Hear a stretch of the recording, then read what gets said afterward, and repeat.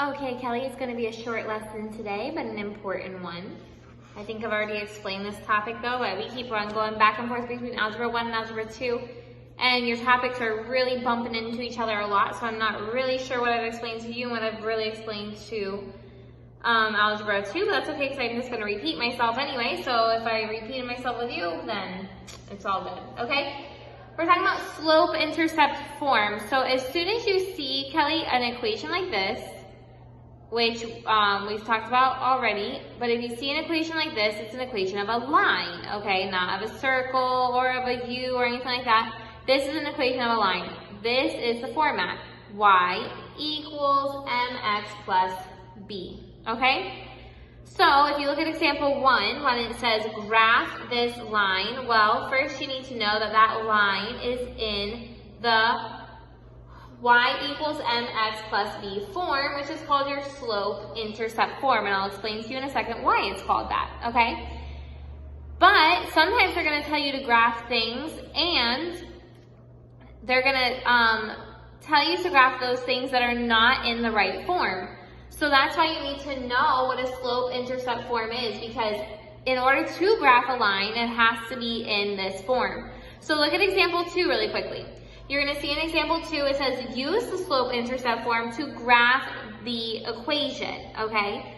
That is not in the right form. And x minus 2y equals 4 is not the right form to graph an equation, so you're going to have to put it into this form. So I'm going to explain this form to you and help you understand how to do it so that you can see how to convert an equation as well into that form, okay? So again, it's called the slope-intercept form. This is why, because if you look right here, it's y equals m. Do I have another color marker? No, I don't. Okay, so mx plus b. Well, we know what x and y are. Our x is here, our y is here, right? What is this m and b? Your m is your slope, okay? Your slope. So m equals slope, always, okay? Say that word in your head so you remember what it is. And that is rise over run, okay? You're going to hear that a lot. What is rise over run? It's how far up it goes and how far over it goes, or how far down it goes and how far over it goes, okay? So I'll explain to you how to maneuver and modify that, okay? But it's slope, that's m. The b is called your y-intercept. Your y-intercept is the point where that line crosses your y-axis, which is going to help you graph an equation, okay?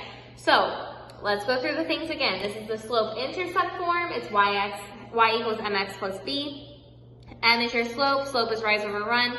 B is your y-intercept, which is where it hits on the y-axis, okay? So if we're applying that to this equation right here, y equals negative 3/5 x plus 2, this is how we're going to do it. The first number you look at is your 2. So you go up 2. 1, 2. Okay, you go up 2. Then, look what you have, a negative 3 and a positive 5. Okay, negative 3 and a positive 5 is what you have right there because it's negative. Honestly, though, you could also do it this way, just to let you know, because it's going to help you sometimes. This could be positive and this is negative, because either way, it's still the fraction is negative, okay? So it doesn't matter if you have the negative on the top or the negative on the bottom. Okay, so let's go back and do what we had originally, so it's negative and positive. So you have this point right here that's crossing the y-intercept, and you go down 3, because that's negative 3, you go down 3. 1, 2, 3, and you go over to the right 5, positive 5. 1, 2, 3, 4, 5. Okay? And there's the other point of your line. I like to have 3 points to my line to see where the line is actually going. So I'm going to switch this. I'm going to put positive and negative. So I'm going to go up 3, 1, 2, 3, and over to this way, negative 5. 1, 2, 3, 4, 5. Right there. So that you know your line looks like this. Okay? So again, to repeat the steps, what you do, you go to your y-intercept first, up 2, that's positive.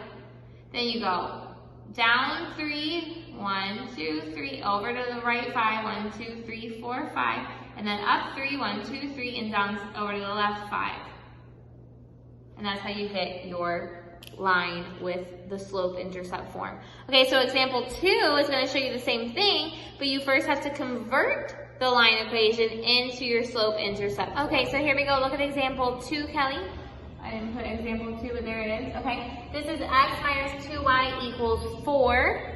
X minus 2y equals 4. So the first thing you have to do is you have to put it in the y equals mx plus b form. Okay, so here we go. So what does that mean? You're probably thinking, like, what does it mean you put it in the y equals mx plus b form?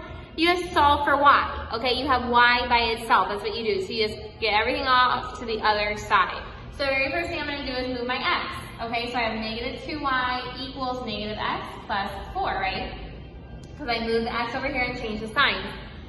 So I divide by negative 2, divide by negative 2, divide by negative 2, divide by negative 2. So what do you have now? I'm going to write it over here. You have y equals 1/2, because that was negative over negative, so it's positive 1/2 x minus 2, because it's 4 divided by negative 2. Okay? I'm going to erase this really quickly so it doesn't get in my way. And now we are ready to graph our equation using this. Okay? We have negative 2 is our y-intercept. So you go down to here, right here, it's negative 2. Now you're going to go up 1 over 2. So you go up 1 over 2, up 1 over 2, or you can even make this negative negative because it still becomes a positive at the end, down 1 over 2, right? And then there's your line. Like that. Okay, so as soon as you get the confidence of how to use the slope up and over, then you can do those lines easy. So go ahead and try your practice, and I'll put them on the board so you can check on what they're supposed to look like. Okay, these are ugly lines, I know.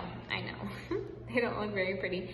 But nonetheless, here we go. Look, this one was easy because it was already in the right form. Okay, Kelly, so you go up 2, then to here for your y-intercept, and then now you go down 2 over 3, or up 2 over to the left 3, okay, for the negative positive thing, and there's your line.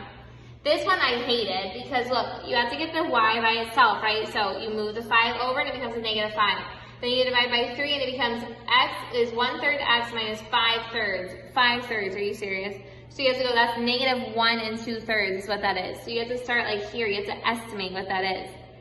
And then you have to go down and estimate over here that it's another 1 2/3, or so now it's 2 2/3, right? Because you went down 1 and then estimate your line like that. So it was not as fun, but nonetheless, that's how we did it. Okay, so there you go. See you tomorrow.